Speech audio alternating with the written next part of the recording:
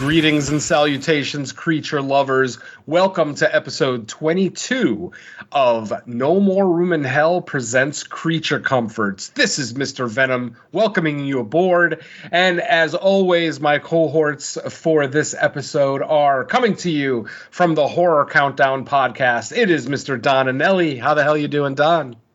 Yeah, doing good. Always happy to be here. And coming to us from the main show, No More Room in Hell, it is Mr. Derek B. How you doing, Derek? Rawhead! I think Derek's excited. All right, folks. So if that didn't give it away, our movie this month is, of course, Rawhead Rex, one of Clive Barker's first. I think it's technically a second screenplay after Underworld, which came out the year before this. Yeah, I think that's 85. Yeah, 85. Exactly. 85. Yeah, same director, same everything. So so this would be Clive Barker's second story turned into a film. This, of course, is Rawhead Rex. It comes to us from the Books of Blood, Volume 3. It was one of the, I think there were 4 or 5 short stories in Volume 3. For those who don't know, Clive Barker wrote the Books of Blood. There are 6 volumes of them. They all came out in the span of a calendar year. Basically, they just published one every 2 months for a year. And each one had anywhere from 4 to 6 short stories in them. So Rawhead Rex comes to us from Volume 3 of the Books of Blood. But before we actually get into our feature review this month, of course, how can I not bring up the 300-foot monster in the room one more time, just on the off chance that you guys aren't completely sick of it? Of course, I am talking about Godzilla, and the movie, of course, is Godzilla -1. I just wanted to bring it up one more time real quick, because Godzilla -1 has already hit one major milestone, and it's about to hit another milestone. Potentially, it may have already hit the milestone. The numbers I'm looking at may not be ultra current to today. I am on boxofficemojo.com looking at those numbers, and currently Godzilla -1 is sitting at 98.2 million in worldwide profits. So potentially this weekend it would hit 100 million, which would be a milestone for Toho. Of course, a Toho Godzilla movie hitting $100 million would be a first and major accomplishment. And then the other feat that this movie has already hit is it has made over $50 million domestically here in the States, which, again, is a first for a Toho Godzilla, of course. We're not talking about the legendary Godzillas, but for Toho, the originators, where they finally got themselves a $50 million blockbuster here in the States. So, of course, we're going to get a sequel to this one. I've even heard the director kind of talk about what he wants to do, that he actually wants to do a direct sequel to this movie. Obviously, nothing is planned out. Nothing is official anyway. I'm sure they're in the pre-production stages right now. But he was talking, basically saying what he would like to do, since he's not even attached to the project, but he's saying that if he were to be attached to the project, he would love to do a direct sequel to Godzilla -1. We all saw what we saw at the end of Godzilla -1, so we know that G cells could potentially be a factor or a plot point for our next Godzilla movie. Bring back Japanese Kenny Loggins from Biollante. Yeah. Might get that giant rose monster coming back, which definitely you'd get no complaint from me. Biollante is a great movie, and I would love to see a modern take on that one. But, of course, we will see what the future brings us in the realm of Godzilla, both from Toho and from the States. Obviously, the Monarch series, I believe all 10 episodes are now available. You can watch that in its entirety. I am only about halfway through it myself, and I am absolutely loving it. I'm not sure if you guys have watched it yet or have. Oh, isn't it just crazy? Like that fucking whole the show started. I'm like, the first episode. I'm like watching it, and it's going through like the back and forth between the present time, but the present stuff is like, you are the father. Like that whole subplot is like fucking crazy. Like, that's fucked up. Definitely interesting, yeah.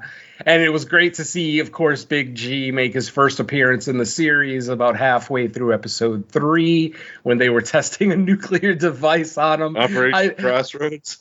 Oh, man, I try not to laugh because obviously the governments involved in the Monarch series at this point probably don't know that it's nuclear radiation that actually created Godzilla. So obviously, as we're watching this, us hardcore Godzilla fans are like, you're going to fight Godzilla with basically what it needs to survive. That's interesting. Okay. And of course, it gets the exact... Yeah, exactly. So it's an interesting series. Like I said, I'm only about halfway through it currently just because, December was a crazy month for me with being sick and, tragedies in the family and everything else. So I'm just now getting back on track with watching stuff. So I'm actually still watching 2023 movies, just stuff that I missed that maybe won't. Obviously, our top 10 list is already out. So nothing really list worthy, but just trying to catch up on some stuff that I missed out on. So obviously TV shows are included there. So of course Monarch I am in the middle of. So fingers crossed that the series keeps going as good as it has started. All right. So with that said, folks, let's go ahead and get into our feature presentation. As I mentioned earlier, we are looking at 1986's Rawhead Rex.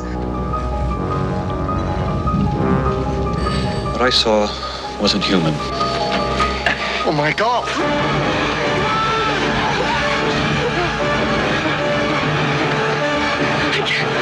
It was very tall. And what's more, it saw me. This thing.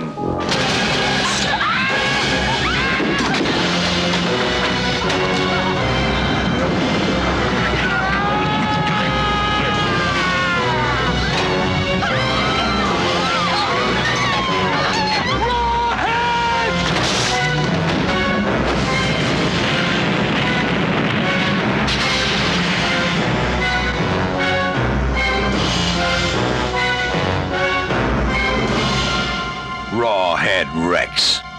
Rated R, coming in at an hour and 29 minutes. This is, of course, written by Clive Barker, based on his original short story by the same title, Rawhead Rex, that appeared in the Books of Blood, Volume 3.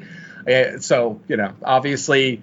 You would think that you would get a pretty good adaptation of the original story, considering you have the original author doing the screenplay as well. But obviously, there's always going to be studio interference and budgetary interference, and we'll get into all of that, some of the history of the movie as we get through it. The movie is, of course, directed by George Pavlo, who, as I mentioned earlier, also directed Clive Barker's first screenplay, Underworld, the previous year. So obviously, they have a relationship at this point. So, hopefully we see that the seeds of those relationships kind of start to blossom here in Rawhead Rex. Are we going to see that? Let's find out. No. Our synopsis on IMDb is as follows. An ancient creature called Rawhead is awakened from its slumber near an Irish village, and goes on a rampage, killing anyone in sight. Well, almost anyone. Every now and again he hypnotizes someone, but yeah, we'll get into that too. So let's go ahead and start with our general thoughts. I've already gone over some of the basic information about the movie. Let's go ahead and bring in the man who picked this movie, Mr. Derek B. Give me some general thoughts on Rawhead Rex. You know what the funny thing is, though, about is jokingly at the end of the -1 episode, I'm like, just Rawhead Rex. And that joke became reality. Yeah. And, I've seen this movie a few times now. As like a basic folk horror monster movie, it's pretty fun. But as a Clive Barker adaptation, it's kind of jarring when you think that he wrote the screenplay for this one. And and then you find out this was made in 86. Weirdly, this movie's as old as I am. But shut up.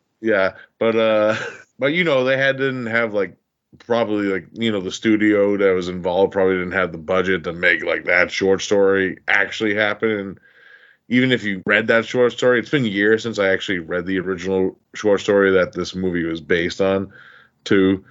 give and take. But if you know Clive Barker at all, he's very sexualized in his writing. Because he likes a lot of leather in this movie. He got some leather in this movie. Yes, he did.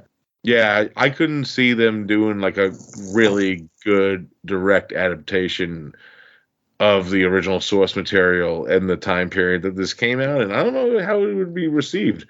I know Clive Barker has a history with hating this movie. It's actually one of this movie and Transmutations was one of the reasons why he actually became a director himself, because he wanted to, he wouldn't trust a lot of directors that make adaptations of his work after this movie, and that's how we got Hellraiser and like him directing Nightbreed and Lord of Illusions later on in his career. Yeah, as a movie itself, if you take that out of context, if you just shut your brain off and just think of it as like a folk horror creature feature, it has like all those folk story beats to it. They dig something out of the ground, something else comes out of the ground that they dig it out of.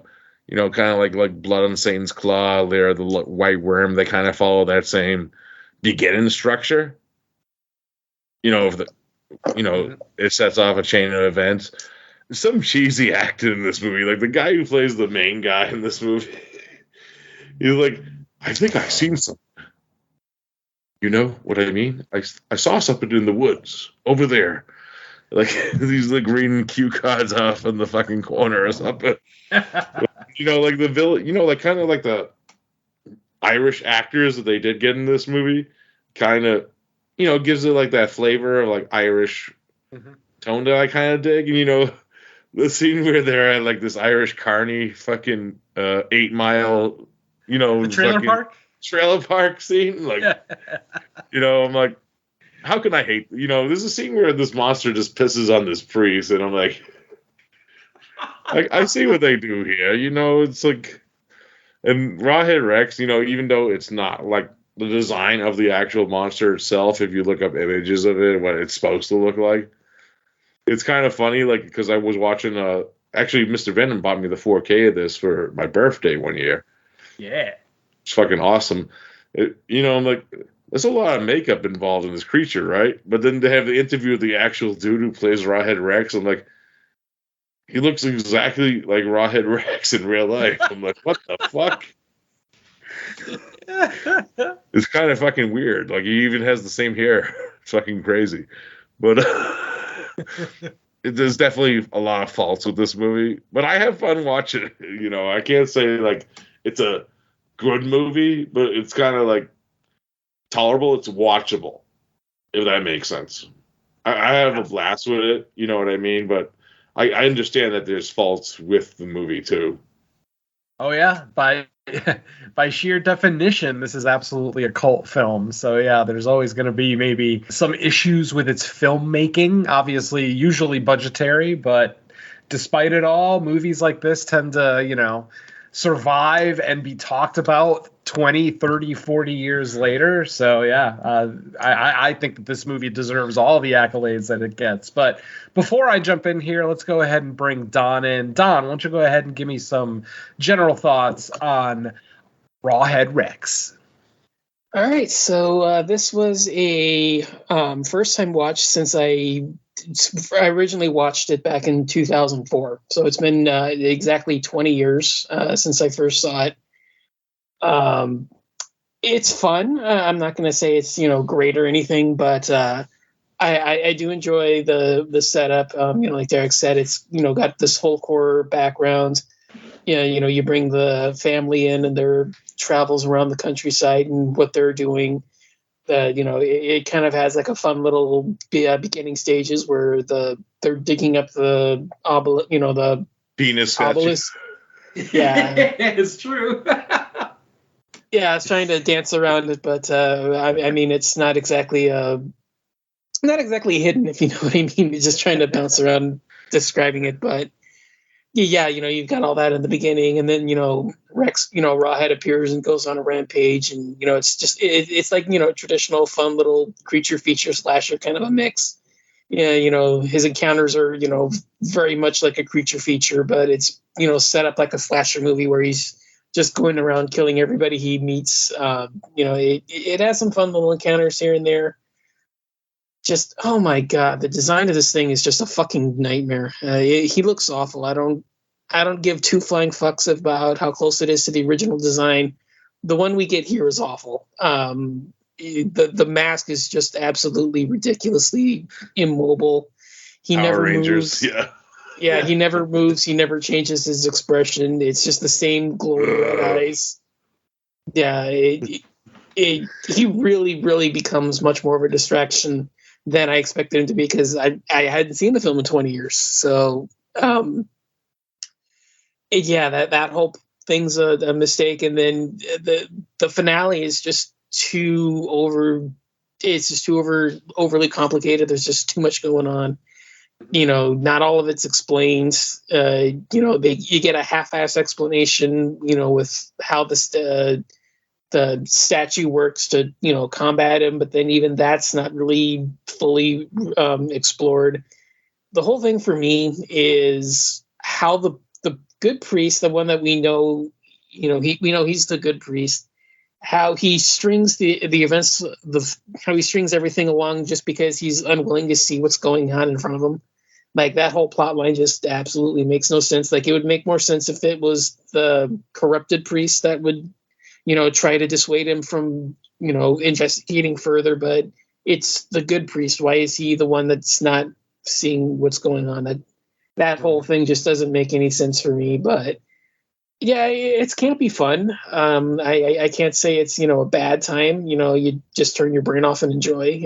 That's definitely going to be where I think the majority of this one's going to land. The just mindless entertainment, just watching this thing run around slicing people, or biting them and ripping their arms off, and all that kind of fun stuff. And pissing. And that's that too. I mean, there is a lot more of their bodily fluids on display than just bloodshed and gore. I'll just leave it at that.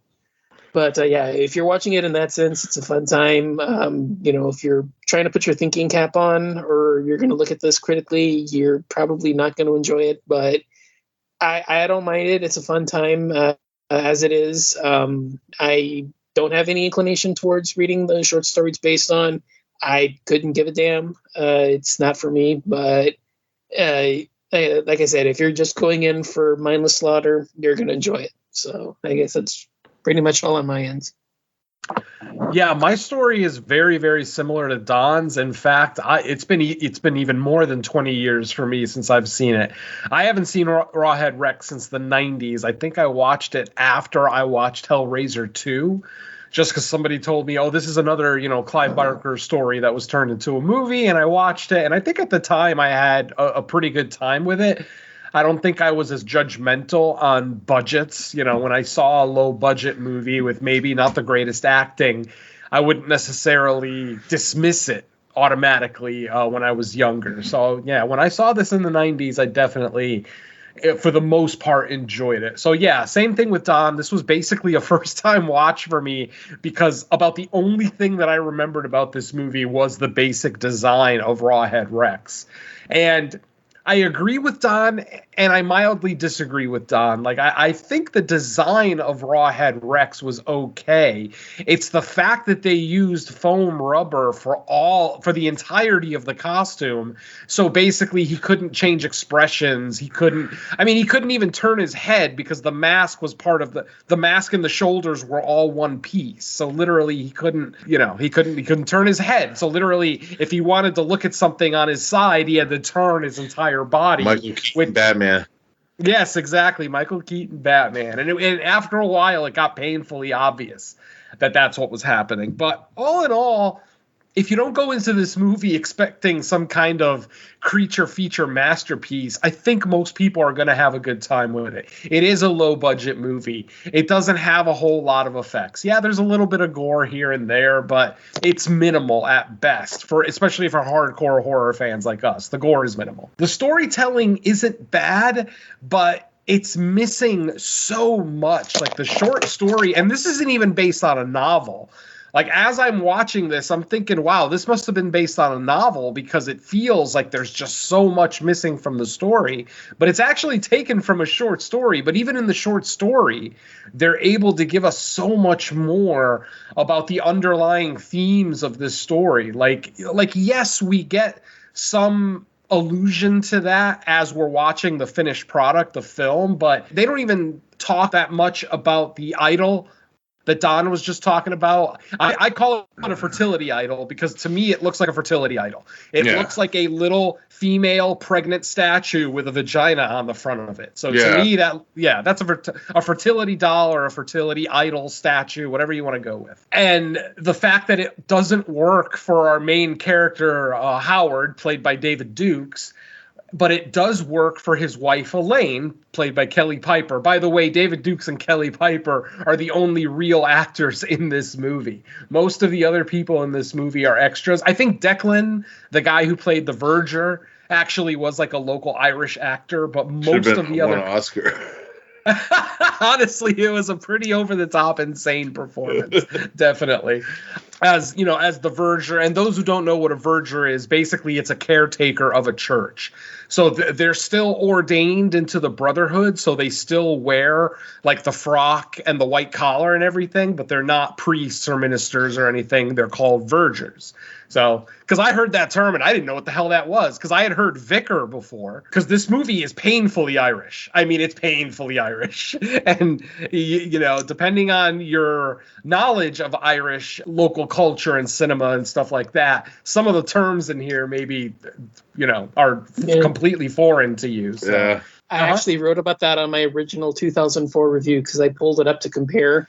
And I did complain about the Irishness as a drawback to the film when I originally wrote it back then. The Irishness. The Irishness. Listen, Lair the White Worm. Irish. But yeah, again, like I said, this is just... it's a silly creature.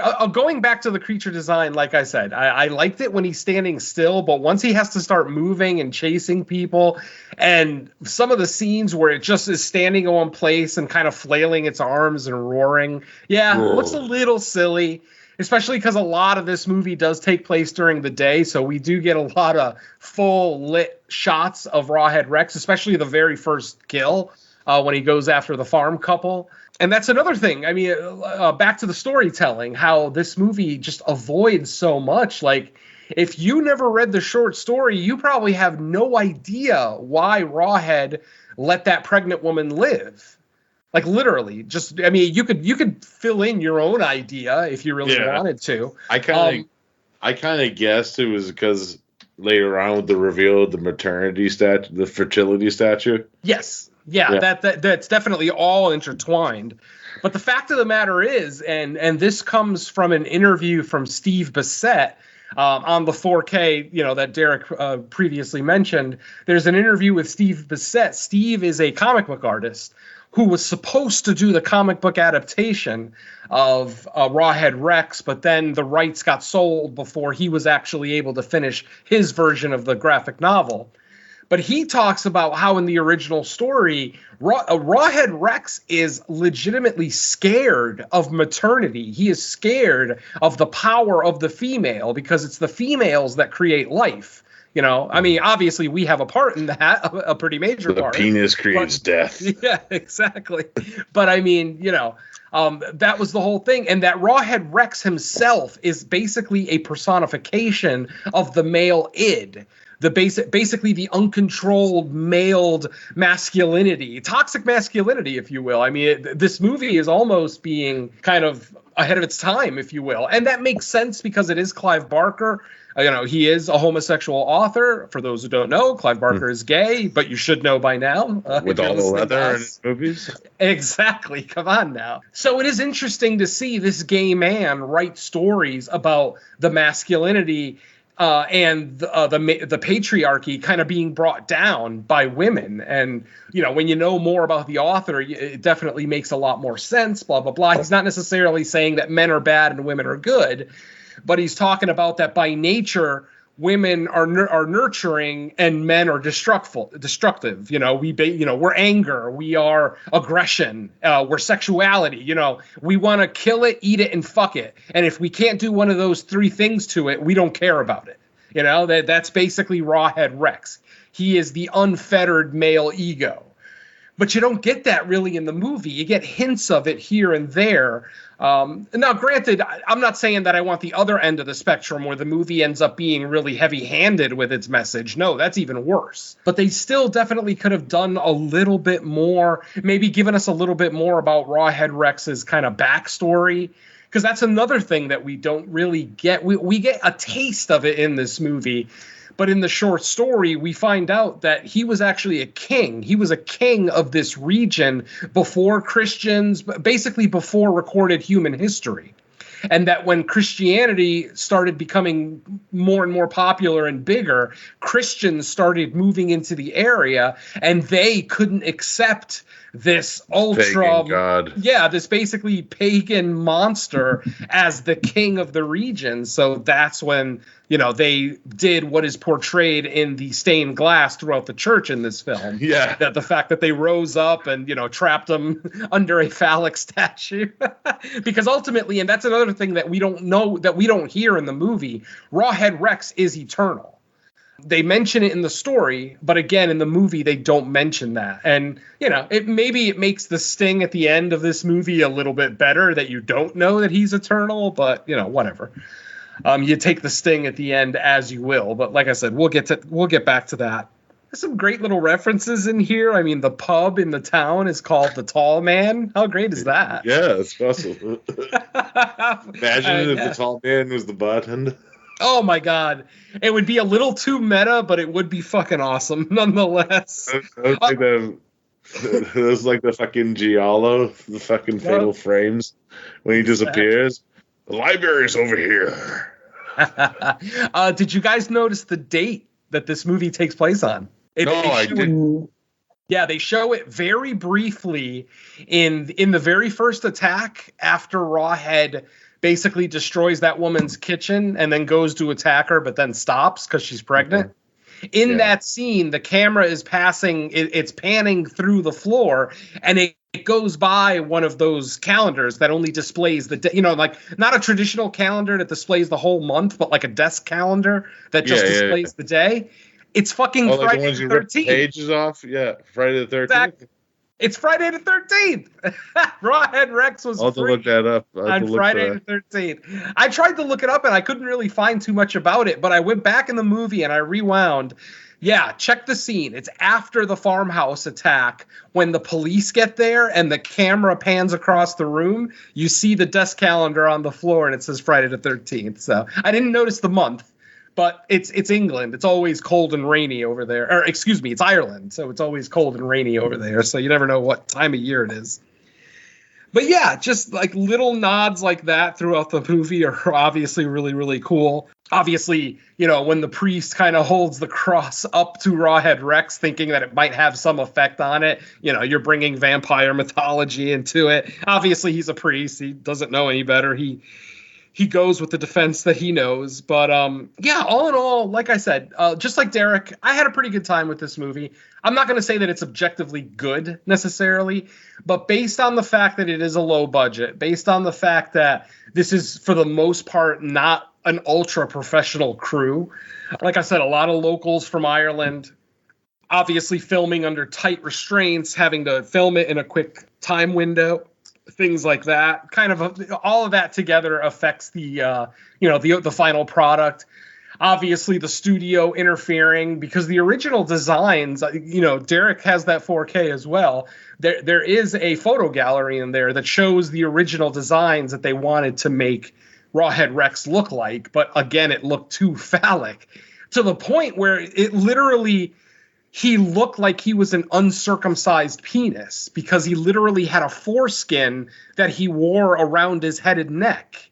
And the description was that whenever he would open its mouth to attack someone, it would look like the foreskin kind of is pulled back on his head. I mean, Yeah, Clive definitely was a little heavy-handed with the message, at least in the story, in the short story for this one. So yeah, just obviously, I mean, you're not going to make a giant phallic monster who kills women and children.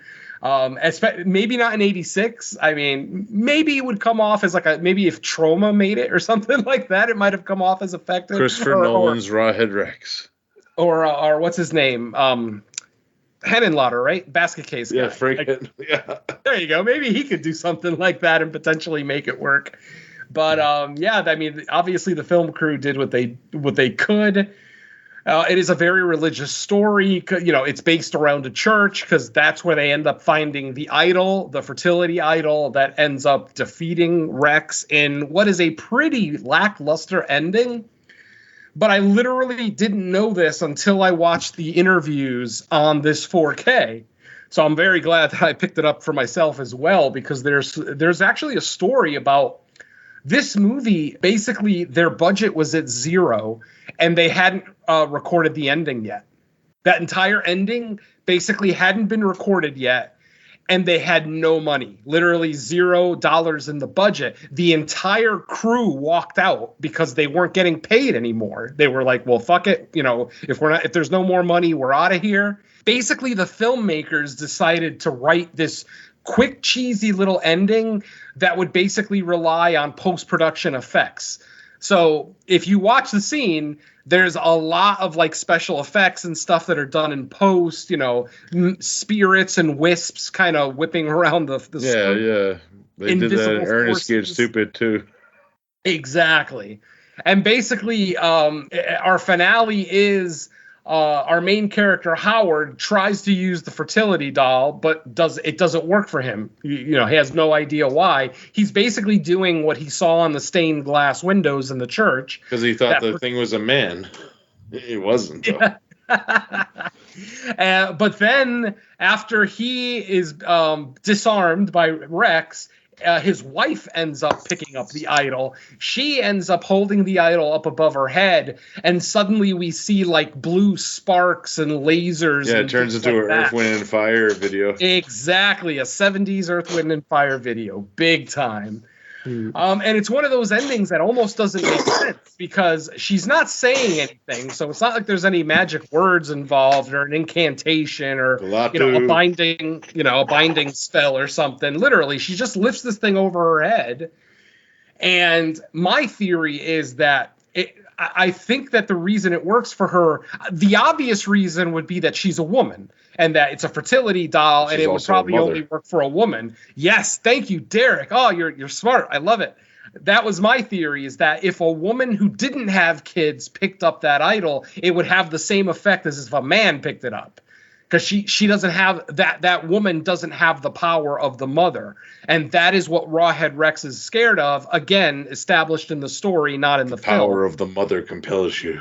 Yeah, maternity basically terrifies Rawhead Rex. And they don't portray that in the movie, because when he attacks the farmhouse wife who is pregnant, he goes to attack her and literally swipes down at her belly and stops right before he makes contact with the belly. I think it's because he didn't know she was pregnant until he saw the... Yeah. I absolutely agree with that. My point is that they don't convey that he's scared of the woman. Mm-hmm. It's almost like he's letting. Oh yeah, he's picking one girl up and giving her like an Undertaker chokeslam later in the movie during the trailer parks. You know. So like I said, the fact that the story establishes that Rawhead is actually scared of maternity makes that scene seem like it's missing something. But again, like I said, there's a lot of scenes in this movie. If you're familiar with the short story, there's a lot of scenes in this movie that are missing, that, you know, they're big major plot points that we don't get that kind of change the story. Even a backstory. In the short story, we even find out a little bit about the woman who first wielded the fertility doll, who first defeated Rawhead Rex, you know, back hundreds of years ago. We get none of that in this movie. So, you know, again, they made the decisions that they made. Could the movie have been better if they expanded more on the story? Maybe. I mean, I can't guarantee it necessarily. I mean, they could have fucked it up even more. Who knows? But it's the kind of thing where I would have liked to have seen a little bit more explanation. You know, there's a scene in the movie where, and we've already joked about it a couple of times, where Rawhead Rex actually pisses on the verger, the guy who's actually kind of like his disciple, who's trying to help. Yeah, out of nowhere he becomes his disciple too after he gets possessed by the Ray. Exactly, and it's like, my question is, was the pissing on him supposed to be like baptizing him, or was it supposed to be the animalistic marking of your territory? Like, I pee on you, now you belong to me.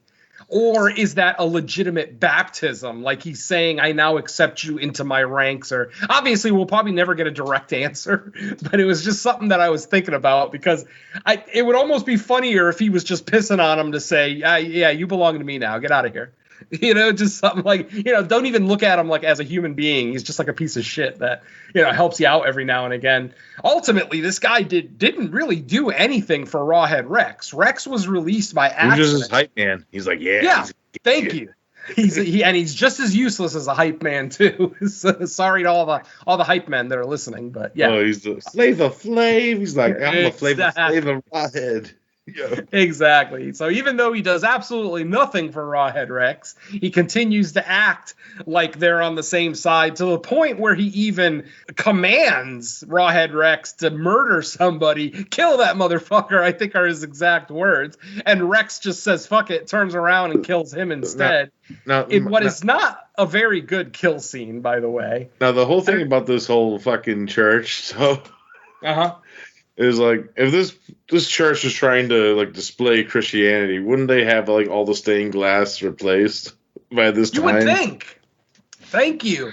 There was very little iconography of Jesus in that church. It's all monsters and shit. Yeah, but yeah, they're kill though.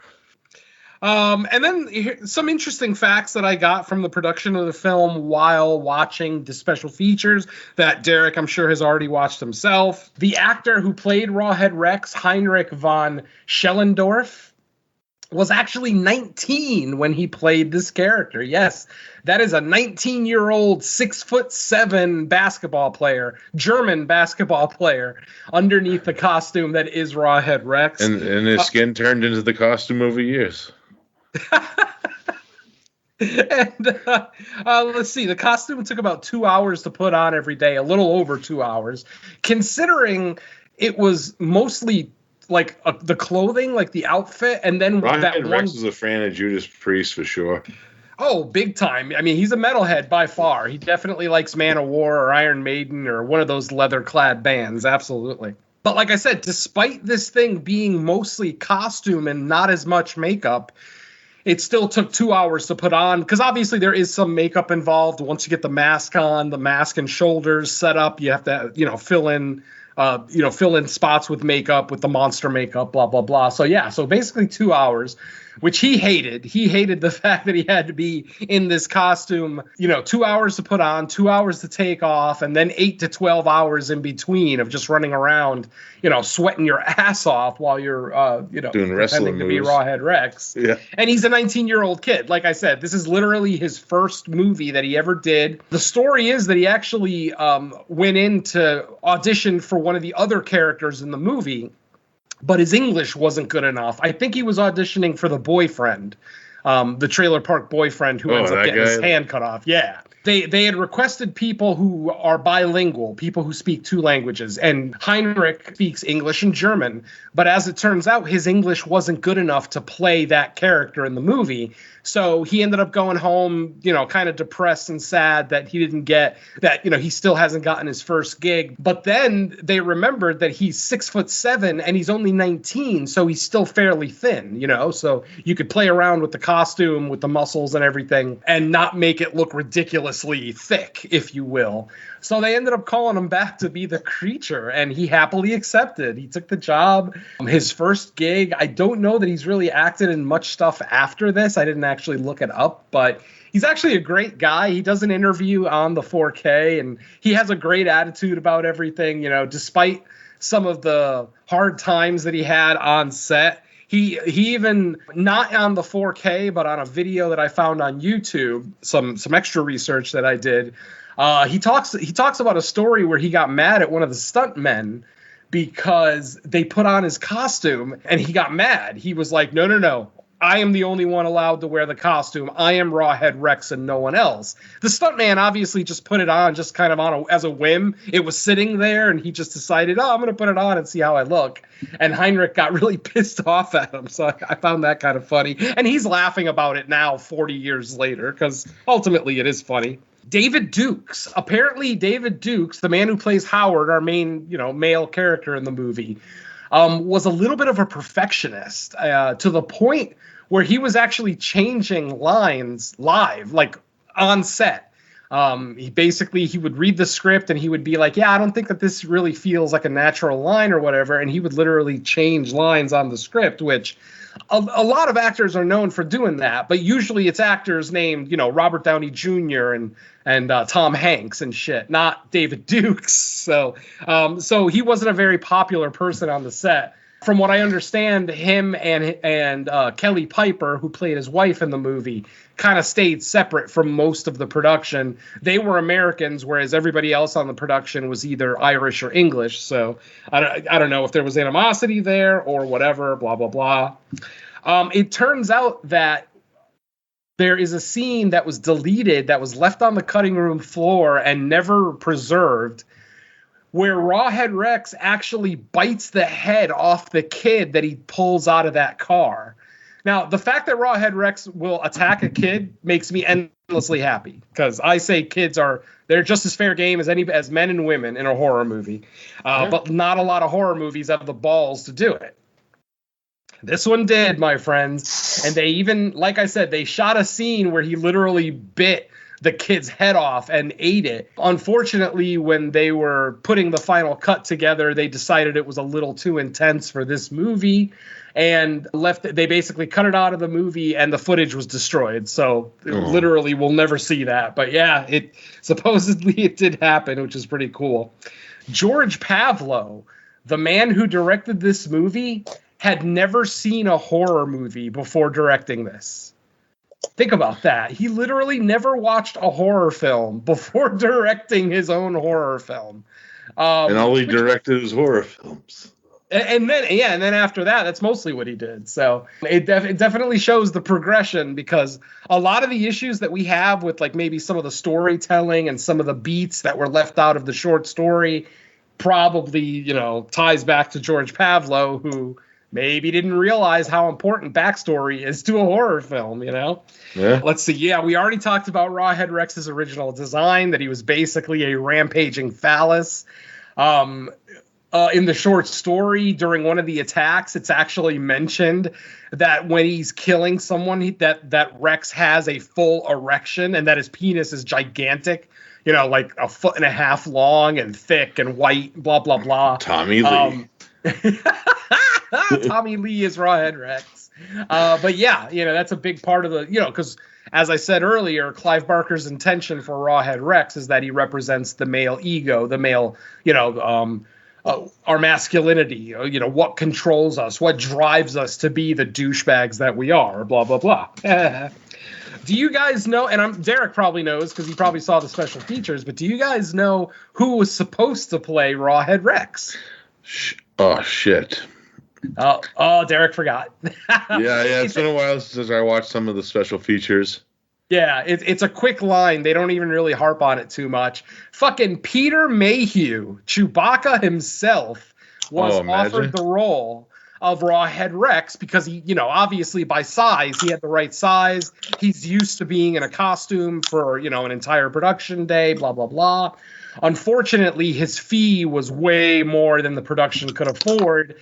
And they ended up going with, just some kid, which is probably why Heinrich got the job at 19, because they probably paid him peanuts. And obviously they don't get the performance that they would have gotten from a Peter Mayhew. Because, you guys, a lot of people who don't know a lot about acting probably thinks that acting in a costume is easier because you don't have to worry about your face. But it's actually the opposite. It's actually harder because you have to convey emotion without being able to use your face. You're in a costume. And Peter Mayhew is one of the best. How many times has Chewbacca made us, feel the sads, So, yeah. Peter Mayhew in this role would have been incredible, but obviously way outside of the budget for this movie. Now I want a remake of Rawhead Rex with Peter Mayhew with the original design, though. Oh, with the original penis design? Hell yeah, I'm in. With the scrotum sweater or the scrotum turtleneck. With like furry, chewy arms. The foreskin turtleneck. Oh, geez. Yeah, we talked about how the ending of this movie was just tacked on. Basically, because the crew had quit because of the lack of budget, basically George, the director, begged some of his friends who were on the crew to come back just to finish it. So that entire final scene in the cemetery with the lights and the fertility statue and everything, that was literally shot by a skeleton crew and shot for no money. Literally, they worked for free that night. So that kind of shows the quality of it. You know, obviously the effects look cheesy. I mean, even the story, like they don't even really explain how this fertility statue just happens to defeat Rawhead Rex. It just does it. You know, it just happens. And we have to accept it as the viewer. But yeah, a little bit more expansion on that part of the story would have been awesome. And then the last little factoid I have, and this might just be me as an old man finding this fascinating. I don't know how many of our listeners are even going to know who this person is. But the little girl in this movie, the character's name was Minty Hallenbach. She was the little sister in the family. The actress is... Yeah, I gotta go pee. Yep, that girl. The actress's name is Cora Venus Looney. And her father is Donovan. And for those who don't know, Donovan was an English pop star who had a couple of major hits with Mellow Yellow and Season of the Witch, which I actually love that. Hurdy-gurdy man, too. Yes, Hurdy-gurdy man. Thank you, Derek. So yeah, and then that mean that her sister would be Iona Sky and Donovan Litch. There you go. Yeah, that's her brother, yeah. Yeah, so yeah, we get a little bit of celebrity connection to this movie, since we didn't get Peter Mayhew to be in the movie, but at least we got the daughter of Donovan to be in here, so a little bit of something. So yeah, so that's about, as I peruse my notes, that's about all I have. Obviously, we didn't really dig too deep into the movie. Lots of great rampaging scenes. There's a great scene in the trailer park where he just indiscriminately kills people. It's also the only nude scene in the movie where one of the girls' shirts kind of gets ripped off and she's bare-breasted as she is slammed against a tree, showing you that Rawhead Rex doesn't give a rat's ass if you're a man or a woman, just if you're a pregnant woman. Then, he might give you some concessions. So anything else that you guys want to add on here at the end before we call it a day? Yeah. Another thing we didn't talk about is the musical score of this movie, because it's just in your face for the whole movie. Yeah. Yeah. And the reason probably the reason I forgot to bring it up is because the special feature with the composer is so dull. He is such he is the definition of a dry English person. Like kind of mumbled when he spoke, didn't necessarily talk about the most interesting things that had to do with the production of the, he talked about a lot of technical stuff that most people probably wouldn't care about. Some would, of course, but yeah, as I'm watching it, I'm like, oh, this is like watching Bob Ross. It's putting me to sleep. What the hell's going on? But there's that bush. But it was a great score, and I love the theme. I'm actually going to tack the theme onto the end of this episode. So when you hear the music at the end, that's the opening theme for the movie, which I actually really liked. That big orchestral kind of swell up. I just thought that was really cool. So yeah, I definitely forgot about the score. Thank you, Derek. Anything else? Yeah. It's just like, what's your favorite shot in the movie? Mine, of course, is probably the poster image where he just comes out of the ground. Like, yeah. I wish they didn't do the thunder and lightning in the background, because it almost makes it look like an 80s rock video. That's what I mean. No, and that's valid. That's absolutely valid. If you like it, you like it. If I look at this, as just an 80s music video, then yeah, it totally fits. But it almost comes off as a little too convenient. Right when he comes out of the ground, bam, lightning strike, and it lights up the whole sky. Yeah, It's not bad. Yeah, don't get me wrong. It's not a bad shot necessarily. It's just a little heavy-handed is all. Like there could have been a lot of really cool slow shots of him coming out of the dirt and then kind of shaking the dirt off him in slow motion. That could have also been really cool, but they went with what they went with, and it does work for a lot of people, so rock on. My favorite shot of the movie is actually when Howard is out on his walk and he sees Rawhead at the top of the hill. That's and a great shot too. And he's just standing there holding the head of the guy that he just decapitated in the previous scene. I love that shot. I didn't even notice that he was holding the head the first time I watched it. When they repeated the scene during the special features, I'm like, oh shit, he was holding that guy's head. I didn't even notice. So yeah, that totally makes it my favorite shot of the movie. It's good shit. Hell yeah. Don, anything you want to add before we get out of here? Favorite shot would probably be, the shot of the severed head would probably be up there. Trying to think back, because there's not really like a whole lot of like just striking imagery, because it's just kind of like a lot of the same thing. But yeah, it's very folk horror imagery, which goes with like I understand why this would be on that folk horror documentary. Yeah, pretty much. Yeah. Definitely. All right, folks. Well, that's going to do it for our review of Rawhead Rex. Thank you all so much for joining us once again. This is Mr. Venom saying goodnight on behalf of Derek B. and Don Anelli. Once again, thanking you for joining us on episode 22 or 23. Either way, thank you so much for joining us on behalf of Don and Derek. Hope to see you next month. Not sure what the movie we're going to do is yet, but we'll obviously talk about it after we get off here. Yeah. And again, thank you all so much. Go out and see Godzilla one more time. If you haven't seen it, what is wrong with you? If you've seen it less than 6 times in the theater, get back out there. Let's get this thing over that 100 million mark, which it may already have done, like I said, depending on the updated numbers. But again, thanks, folks, and we'll talk to you next time. Say goodbye, folks. Goodbye. Rawhead. Later. Rawhead. I still want to know who called him Rex.